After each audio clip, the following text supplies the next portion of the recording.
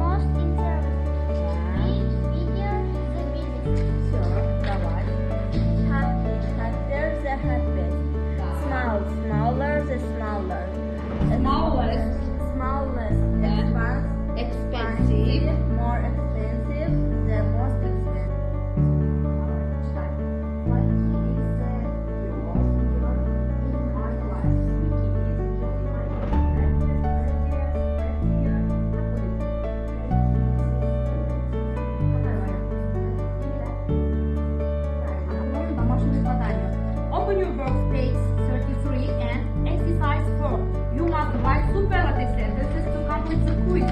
Mark then the sentences if true. Write true or false. Понятно это? Это предложение мы пишем в превосходной форме.